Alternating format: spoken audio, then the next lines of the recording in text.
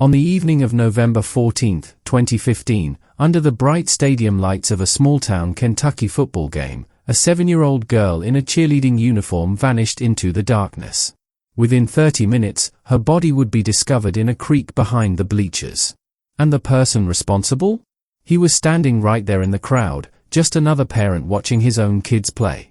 This is the story of Gabbi Doolin, a case that shattered a community's innocence and revealed that the most dangerous predators are often hiding in the places we trust most. Scottsville, Kentucky is the kind of place where everybody knows everybody. It's a small rural town in Allen County, near the Tennessee border, where Friday night football games aren't just entertainment, they're the heartbeat of the community. Parents pack the bleachers, kids run around with hot dogs and candy, and the air fills with cheers and the smell of popcorn. It's Americana at its finest, the kind of scene that makes you believe in the goodness of small-town life. On this particular November evening, the air was crisp with that bite of autumn turning to winter. The Allen County Scottsville High School Patriots were playing under those towering stadium lights, and the stands were packed with families bundled in jackets and team colors. Among the crowd was 7-year-old Gabriella Doolin. Everyone called her Gabbi. She was there with her youth cheerleading squad, dressed in her little uniform, bouncing with the kind of energy only a second grader can have.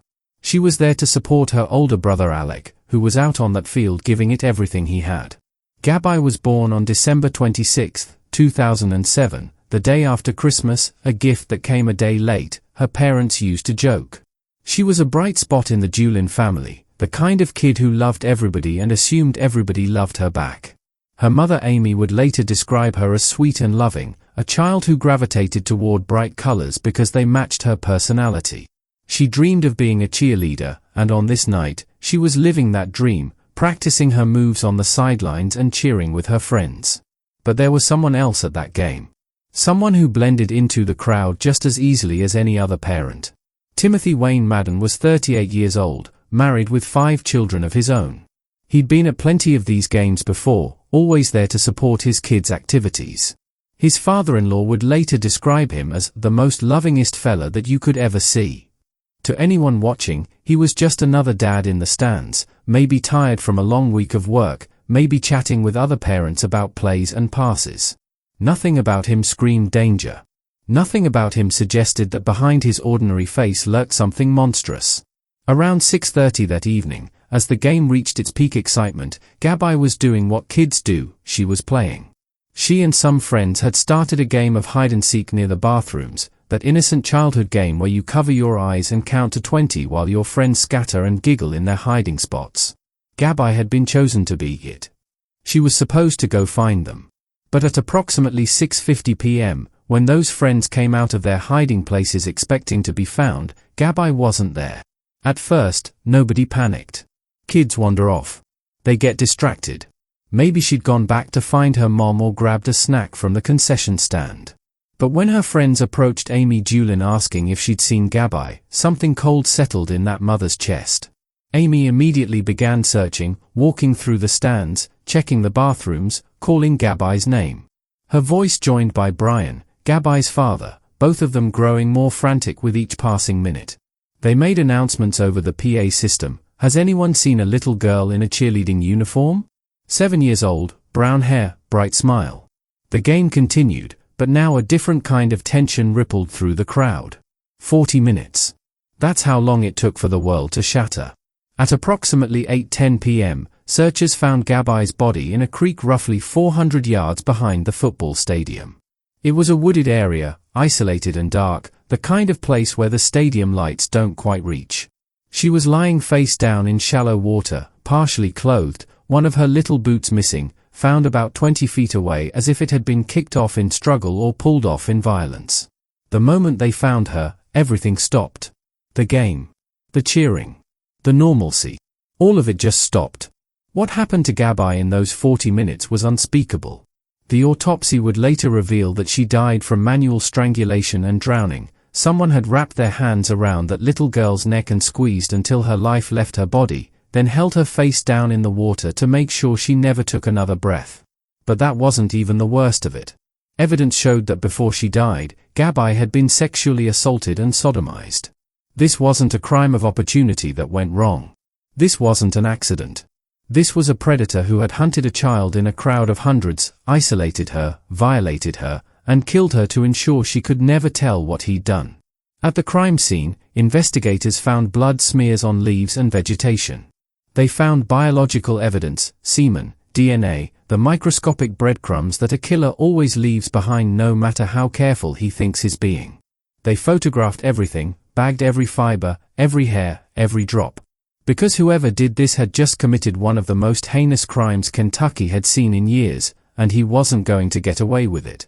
Back at the stadium, chaos had erupted. Parents were pulling their children close, holding them tight, unable to process how something like this could happen here, in their safe little town, at a football game surrounded by people. Amy and Brian Doolin's screams could be heard cutting through the night, primal, desperate sounds that no parent should ever have to make. Their baby girl, their bright little cheerleader, was gone. And she hadn't just died. She'd been tortured and murdered. The question hanging in the cold November air was simple and terrifying. Who could do something like this? And were they still here, standing in this crowd, watching the horror unfold? The Allen County Sheriff's Office responded immediately, and within hours, the Kentucky State Police had joined the investigation. This wasn't going to be a cold case. This wasn't going to be unsolved. Every single person at that football game became a potential witness or suspect.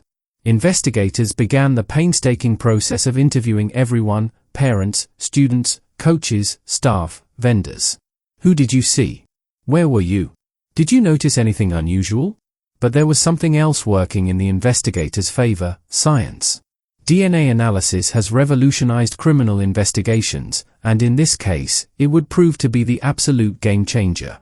The biological evidence collected from Gabbi's body and clothing went straight to the lab for analysis. Meanwhile, detectives started focusing on anyone who had seemed out of place, anyone who'd left the game early, anyone who'd acted strangely. And then there was Timothy Madden. On the night of the murder, police interviewed him like they interviewed everyone else. He'd been at the game. He had his own kids there. But something caught Detective West Medley's attention: there was blood on Madden's clothing. When asked about it, Madden's explanation was casual, almost dismissive. "Oh, that's just dirt." Then when pressed further, he changed his story. "Actually, I scratched myself on a fence." The explanations shifted and morphed, and that's always a red flag. Innocent people don't need to rehearse their alibi. They don't need multiple versions of the truth. Police asked if they could collect his clothing and take a DNA sample. Madden, remarkably, agreed. Maybe he thought he'd cleaned up well enough. Maybe he didn't understand just how sophisticated DNA testing had become. Or maybe, on some level, part of him wanted to be caught. That night, officers bagged his clothes, his denim jacket, his pants, his underwear. And there it was, blood. Not dirt.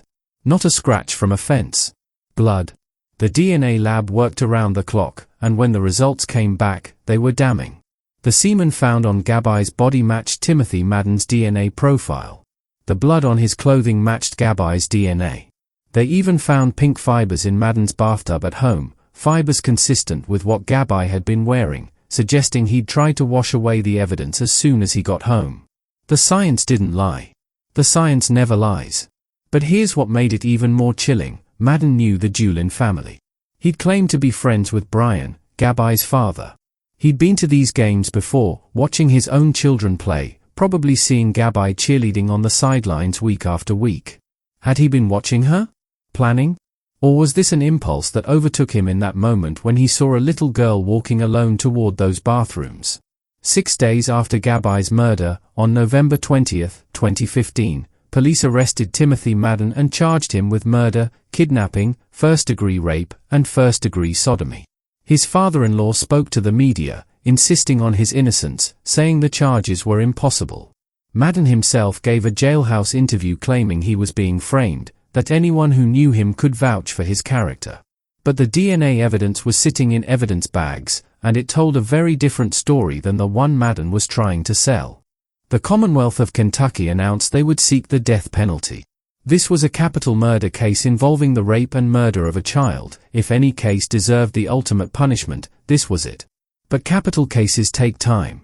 They require extensive preparation, multiple rounds of appeals, DNA verification, and re-verification. The Doolin family prepared themselves for years of court appearances, of reliving their daughter's final moments in excruciating detail in front of a jury.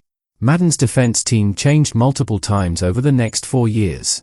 They requested that the DNA evidence be retested, and the judge agreed, not because there was any doubt, but because in a death penalty case, every safeguard must be exhausted. The results came back exactly the same. The DNA evidence was, as prosecutors described it, overwhelming. Then in September 2019, something unexpected happened. Just weeks before the trial was set to begin, Timothy Madden decided to plead guilty. Not just to some of the charges, to all of them. He pleaded guilty to kidnapping and murder. For the sexual assault charges, he entered what's called an Alford plea, a legal mechanism where a defendant doesn't admit guilt but acknowledges that the prosecution has enough evidence to convict. It's a technicality that allows someone to avoid admitting the truth while accepting the consequences. Amy Doolin, Gabbi's mother, expressed mixed emotions about the sudden guilty plea. "There is a sense of relief but a numbness," she said. "We were ready for a trial, and this happened out of the blue. They'd prepared themselves for battle, and suddenly it was over. No dramatic courtroom confrontation. No jury deliberation. Just Madden's admission that yes, he'd taken their daughter, and yes, the evidence proved what he'd done." The sentencing hearing in October 2019 brought the full weight of the tragedy into focus.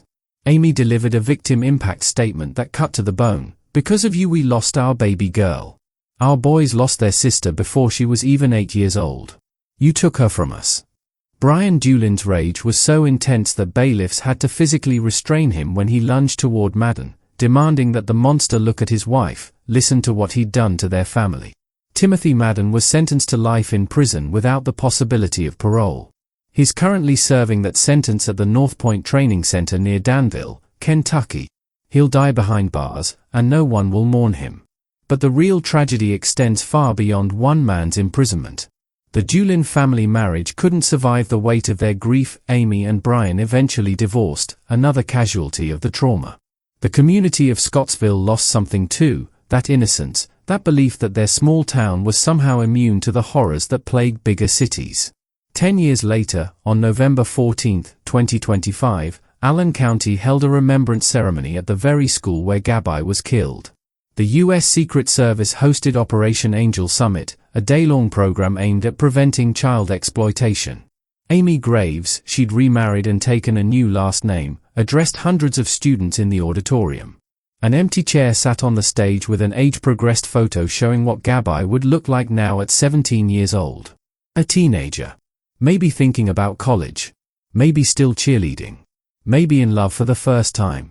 All the maybes that will never be. Amy's message to those students was both heartbreaking and hopeful. Just like Gabbi was a light, so are you.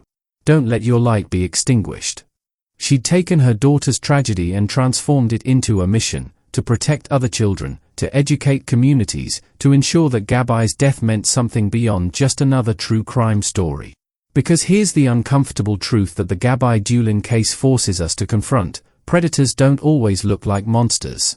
They look like neighbors. They look like coaches and teachers and parents at football games.